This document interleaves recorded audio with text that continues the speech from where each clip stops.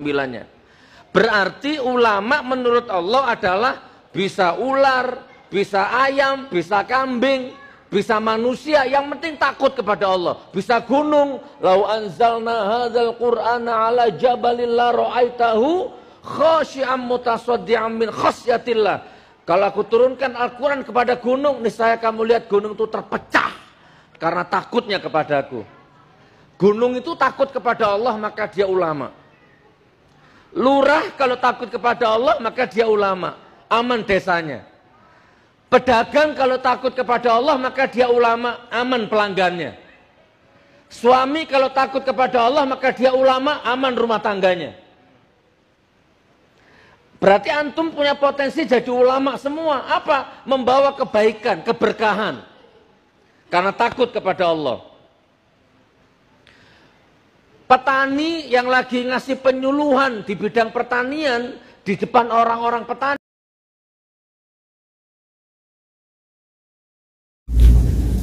Assalamualaikum warahmatullahi wabarakatuh.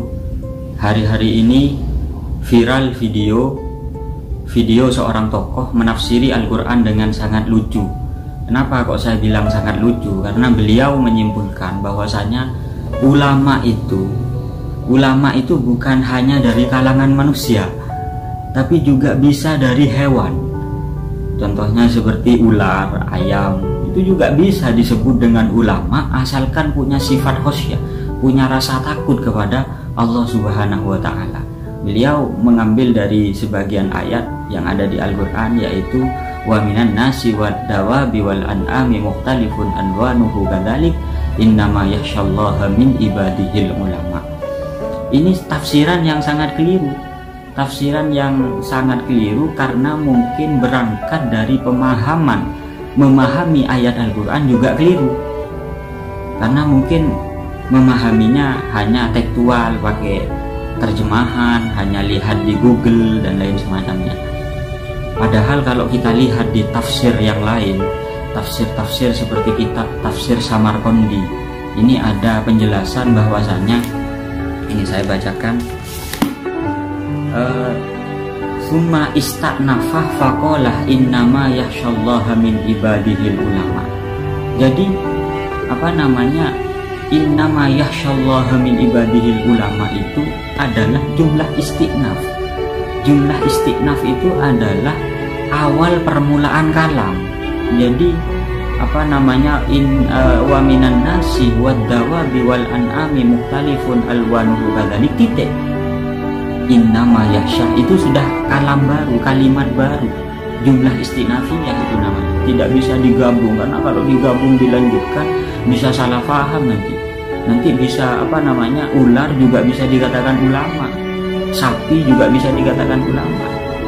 Makanya aturan main tafsir Al-Quran itu tidak sembarangan. Itu ada aturan mainnya kalau mau memahami ayat-ayat Al-Quran, memahami tafsir Al-Quran. Disebutkan di salah satu kitab, namanya kitab tafsir Qurtubi. Al-Imam Al-Qurtubi di sini menjelaskan bahwasanya ini la yajuzu, tidak boleh ayatasaro'ah, langsung-langsungan ila tafsiril Quran, menafsiri Al-Quran, menjelaskan Al-Quran. Tidak boleh langsung-langsungan bidohiril arabiyah, hanya dengan bermodalkan tekstual, hanya dengan bermodalkan pemahaman bahasa Arab saja, pemahaman terjemahan saja. Ini tidak boleh. Jadi tidak boleh langsung menafsiri Al-Quran hanya dengan memahami teks ibarat, teks bahasa Arab dari Al-Quran itu. Berarti tidak boleh memahami Al-Quran hanya dengan berpedoman dengan terjemahan. Faman lam yuhkim, ini dari ahkamah yuhkimu ihkaman. Barang siapa yang tidak menyempurnakan dohirat tafsir,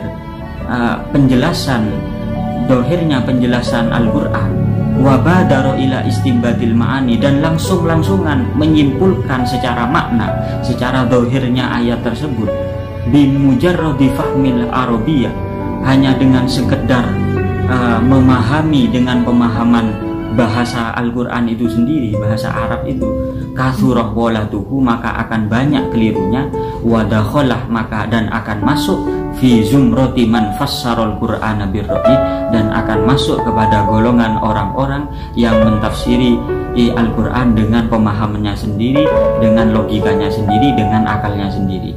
Man fassarul Qur'an birra'yi falyatabawwa maq'adahu minan nar. Barang siapa yang menafsiri Al-Qur'an dengan pemahamannya sendiri, dengan akalnya sendiri, tanpa melihat kepada pendapat-pendapatnya ulama tafsir, pendapat-pendapatnya ulama-ulama fikih, maka siap-siaplah untuk masuk neraka. Nah, ini apa namanya, peringatan untuk orang yang mentafsiri Al-Qur'an dengan sekedar akalnya sendiri. Kemudian ada sebagian makalah dari ulama, al-akhdhu bin nusus min ghairi nadharin ila kalamil a'imah, mengambil Al-Qur'an atau hadis, mengambil teks Al-Qur'an atau hadis, redaksi yang diambil min ghairi nadharin ila kalamil a'imah, tanpa melihat pada pendapat-pendapatnya ulama. Ini musibah yang muzilat li hadhihi ummah, yang turun kepada umat di akhir zaman ini. Jadi salah satu musibah yang ada di akhir zaman ini adalah banyak orang hanya memahami Al-Qur'an lewat terjemahan, hanya memahami hadis lewat teksnya saja, tanpa melihat kepada bagaimana pendapat dan pandangan ulama tentang hadis atau Al-Qur'an tersebut. Ini yang ada di dalam kitab tafsir Al-Qurtubi. Kemudian lagi saya menemukan di dalam tafsir ini kitab namanya Al-Futuhat Al-Ilahiyah bitawdihi tafsiril jalalain lidaqaiq al-rufiyah. Ini karya Imam Sulaiman bin Umar Asy-Syafi'i. Ini beliau menyebutkan di sini, la yajuzul iqdam ala tafsiri kalamillah, tidak boleh ikut serta mentafsiri Al-Qur'an bimujarradi ma yahdusu fin nafsi, dengan hanya sekedar apa yang terlintas di dalam hati kita.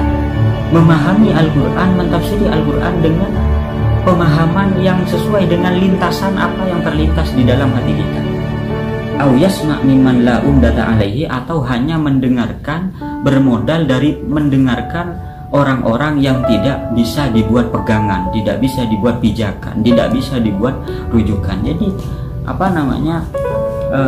masukan dan saran dari saya untuk siapapun, terlebih dari Gus Nur ini kalau mau memahami Al-Qur'an, mungkin kembali kepada tafsir, lihat tafsir-tafsirnya ulama, lihat pendapat-pendapatnya ulama, jangan hanya sekedar memahami dengan ro'yunya sendiri, pendapatnya sendiri, karena ini sangat berbahaya kepada masyarakat dan juga kepada diri sendiri. Karena man fassarul Qur'ana birra'yi falyatabawwa maq'adahu minan nar. Assalamualaikum warahmatullahi wabarakatuh.